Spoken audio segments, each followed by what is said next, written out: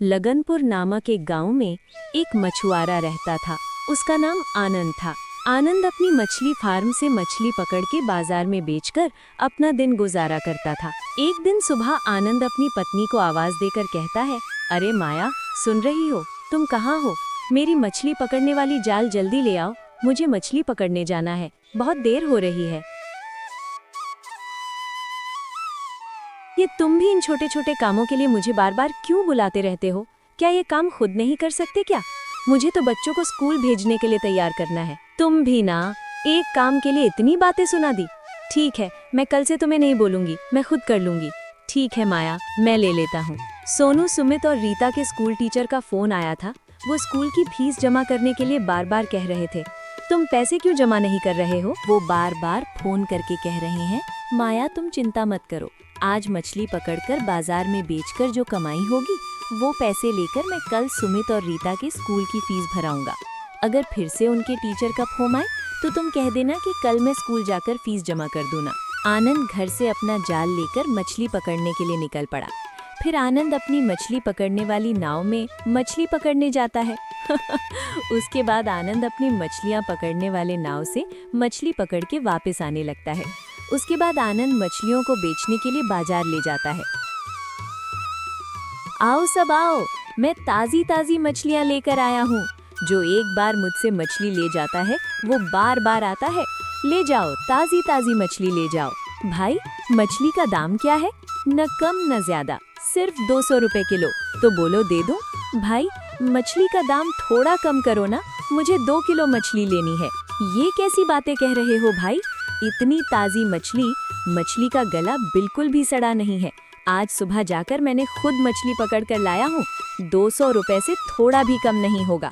भाई, मछली का दाम थोड़ा तो कम करो, मैं आपकी पुरानी ग्राहक हूँ। ठीक है भाई, आप मेरे पुराने ग्राहक हो, मैं 190 रुपए किलो दे सकता हूँ, इससे कम नहीं कर पाऊंगा।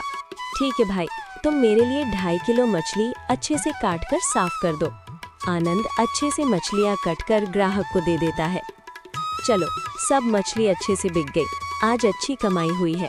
अब मैं अपने बच्चों की स्कूल फीस जमा कर दूंगा। ये सब कहकर आनंद घर लौट आता है। दूसरी तरफ आनंद के पास ही मछली बेचने वाले मदन की दुकान से एक भी मछली नहीं बिकी थी।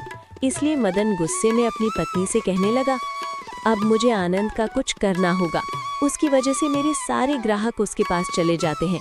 मुझे कुछ ऐसा करना होगा जिससे आनंद का ये मछली का धंधा हमेशा के लिए बंद हो जाए। लेकिन मैं क्या करूं? मुझे कुछ समझ नहीं आ रहा है। सुनो, तुम इतनी चिंता मत करो, हम एक ऐसी योजना बनाएंगे कि उस आनंद का मछली का धंधा बंद हो जाएगा। देखो, अगर तुम हर दिन 1000 रुपए कमाना चाहते हो तो मेरी बात ध्यान से सुनो। ठीक है, बताओ क्या बात है? आज रात तुम आनंद के मछली फार्म में जाकर केरोसिन तेल डाल देंगे। उस तेल की वजह से उसके मछली फार्म की सारी मछलियां मर जाएंगी और किसी को पता भी नहीं चलेगा। वाह, तुमने बहुत अच्छी तरकीब सोची है। सांप भी मर जाएगा और लाठी भी नहीं टूटेगी। अब उस आनंद का मछली का धंधा बंद हो जाएगा और किसी को पता भी नहीं चलेगा। ठीक है, अब हम घर चलते हैं। घर जाकर खाना खाकर आराम करेंगे और फिर रात में आनंद के मछली फार्म में जाकर केरोसिन तेल डाल देंगे। जब रात हो जाती है तो मदन केरोसिन तेल लेकर आनंद के मछली फार्म में आता है। फिर मदन उस केरोसिन तेल को आनंद के मछली फार्म में डाल देता है। अगले दिन सुबह आनंद जब अपने मछली फार्म में आता है तब वो देखती है कि उसके सारे मछली मरे पड़े हैं। हे भगवान, मेरे मछली फार्म की मछलियाँ कैसे मर गईं? ये कैसे हुआ? मुझे कुछ समझ नहीं आ रहा है। अब मैं क्या करूँगा? मैंने ये मछली फार्म जमींदार से पैसे लेकर बनाया था, अब मैं तो कर्जे में डूब गया हूँ। फिर जब आनंद अपने मछली फार्म के पास जाता है तो वो देखता है कि पानी के ऊपर केरोसिन तेल तैर रहा है। ये देखकर आनंद बहुत गुस्सा हो जाता है। ये क्या? पानी के ऊपर केरोसिन तेल तैर रहा है? तो किसी ने जानबूझकर मेरे मछली फार्म में केरोसिन तेल डाला है। मैं उसे नहीं छोड़ूंगा। मैं अभी मोरल जी से कहकर पंचायत बुलाऊंगा। इसके बाद आनंद जल्दी से मुखिया जी के घर चला जाता है। मोरल जी, किसी ने जानबूझकर मेरे मछली फार्म में तेल डाल दिया है, इसीलिए मेरे मछली फार्म की सारी मछलियां मर गई हैं। मैं एक गरीब मछुआरा हूँ, मेरी किसी से क्या दुश्मनी होगी? मैं तो बस मछली पकड़कर बाजार में बेचता हूँ और अपने परिवार को 2 वक्त का खाना देता हूँ। लेकिन हाँ, एक मदन नाम का मछुआरा है, वो भी मछली बेचता है। मेरी मछली उससे पहले बिक जाती है, इसीलिए मेरे से जलता है। वही ऐसा काम कर सकता है। आनंद, तुम चिंता मत करो, आज शाम को पंचायत बुलाई जाएगी, तुम सबको बुलाकर ले आना। और अगर तुम्हें किसी पर शक है तो उसे भी बुलाकर ले आना। इसके बाद आनंद सबको पंचायत में आने के लिए कह देता है। फिर वो मदन के घर जाकर मदन और उसकी पत्नी को भी पंचायत में आने के लिए कहता है। ये सब कहकर आनंद अपने घर चला जाता है। इसके बाद शाम को जब गांव के सभी लोग पंचायत में आते हैं तो मुखिया जी कहने लगते हैं, आनंद, इस तरह के काम के लिए तुम किस पर शक करते हो? कौन तुम्हारे साथ ऐसा कर सकता है? मोरेल जी, इसी ने मेरे मछली फार्म में केरोसिन तेल मिलाया है। मदन, आनंद जो कह रहा है क्या ये सच है? क्या तुमने आनंद के मछली फार्म में केरोसिन तेल डाला है? नहीं मोरेल जी, आनंद झूठ बोल रहा है, मैंने ऐसा कुछ नहीं किया है। ठीक है, तुम यहाँ आओ, क्योंकि केरोसिन तेल एक ऐसी चीज़ है कि अगर वो हाथ पर लग जाए तो आसानी से धुलता नहीं है। 2-3 दिन तक हाथ से बदबू आती रहती है, इसीलिए तुम अपना हाथ आनंद को दिखाओ। वो सूंघ कर देखेगा कि तुम्हारे हाथ से केरोसिन तेल की बदबू आ रही है या नहीं। इसके बाद आनंद मदन का हाथ सूंघता है। मोरेल जी, इसी ने मेरे मछली फार्म में केरोसिन तेल मिलाया है। सुनो मदन, तुमने आनंद के मछली फार्म में तेल डाला है, इसलिए तुम्हें आनंद को 10,000 रुपये हर्जाना देना होगा और आज के बाद से तुम उस बाजार में मछली का धंधा नहीं कर पाओगे। तुम्हें वो काम छोड़कर कोई और काम देखना होगा, यही तुम्हारी सजा है। अपने घर आकर मदन आनंद के घर जाता है और आनंद को 10,000 रुपये देता है और पैसे देने के बाद मदन अपने घर चला जाता है। उस आनंद की वजह से मुझे अपना धंधा बंद करना पड़ा, ऊपर से 10,000 रुपये का हर्जाना देना पड़ा। मैं उससे बदला लेकर रहूंगा। सुनो, तुम एक काम करो, आज रात जब सब सो जाएं तो तुम आनंद के घर जाना और उसके घर जाकर उसके अलमारी से सारे पैसे लेकर आ जाना और आते वक्त उसके घर में आग लगा देना, ताकि सब यही सोचें कि आग लगने की वजह से उनके सारे पैसे जल गए हैं। तब हमारे ऊपर कोई शक नहीं करेगा। ठीक है, मैं तुम्हारी बात मानूंगा।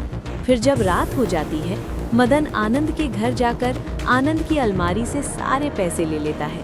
साथ में आनंद के पास जो भी कुछ जमा किया हुआ पैसा था वो भी ले लेता है। फिर मदन बाहर आकर आनंद के घर में आग लगा देता है। घर में आग देखकर आनंद की पत्नी चीखकर अपने पति से कहने लगती है, सुन रहे हो, जल्दी उठो, घर में आग लग गई है, जल्दी बच्चों को लेकर बाहर चलो, जल्दी उठो। जब तक आनंद की नींद खुलती है तब तक उनके घर का आधा हिस्सा जल चुका होता है। फिर आनंद अपने बच्चों को लेकर घर से बाहर आ जाता है। ये कैसे हो गया? ये आग कैसे लगी? अब हम क्या करेंगे? कहाँ जाएंगे? कुछ भी समझ नहीं आ रहा है। हमारा तो सब कुछ खत्म हो गया, पर हम अपने बच्चों को क्या खिलाएंगे? हे भगवान, किसकी इतनी बुरी नजर लगी हमारे घर पर? पता नहीं किसने आग लगा दी है। हमने अपने सारे पैसे अलमारी में रखे थे। मुझे लगता है कि वे सारे पैसे जल गए होंगे। तुम चिंता मत करो, सुबह होने दो, फिर मैं कुछ ना कुछ इंतजाम कर लूंगा। अगले दिन सुबह आनंद के बच्चों को बहुत जोर की भूख लगती है। पापा, पापा, मुझे बहुत जोर की भूख लगी है, मुझे कुछ खाने को दो। हाँ पापा, मुझे भी बहुत जोर की भूख लगी है, मुझे भी कुछ खाने को दो। तुम चिंता मत करो, मैं आसपास जाकर देखता हूँ, शायद कुछ खाने को मिल जाए। तुम तब तक बच्चों का ख्याल रखो। फिर आनंद खाना खोजने के लिए एक जंगल में जाता है और उस जंगल में जाकर वो एक पेड़ से कुछ फल तोड़कर लाने लगता है। और उसी जंगल के रास्ते से चलते चलते उसकी मुलाकात एक बूढ़ी माँ से हो जाती है। कोई मुझे थोड़ा पानी दो, मुझे बहुत जोर की प्यास लगी है। आनंद उस बूढ़ी माँ को देखकर बहुत दुखी होता है। फिर आनंद फलों के थैले को एक पेड़ के नीचे रखकर आगे बढ़ने लगता है। फिर आनंद थोड़ा आगे जाकर एक झील देखता है और वहाँ से थोड़ा पानी लेकर वो बूढ़ी माँ को देता है। बेटा, मैंने पानी पीकर अपनी प्यास तो बुझा ली, लेकिन मुझे बहुत जोर की भूख लगी है। मैंने 2 दिन से कुछ नहीं खाया है। भूख की वजह से मैं एक जगह पर खड़ी भी नहीं हो पा रही हूँ। इसके बाद आनंद अपने सभी फल उस बूढ़ी माँ को दे देती है और वो बूढ़ी माँ फल खाने के बाद एक जादुई शक्ति वाली सुंदर लड़की के रूप में बदल जाती है। बोलो आनंद, तुम्हें क्या चाहिए? मैं एक जादुई शक्ति वाली रानी हूँ। मैं जब चाहूँ तब अपना रूप बदल सकती हूँ। बोलो, मैं तुम्हारे दुख और चिंता में तुम्हारी मदद करने आई हूँ। मैं तुम्हारी सादगी और दयालुता की परीक्षा ले रही थी और जो यहाँ अपने हाथों से पानी और अपने बच्चों के लिए लाए गए फल मुझे खिला सकता है, वो भगवान के समान है। सुनो, तुम एक मछली पकड़ो।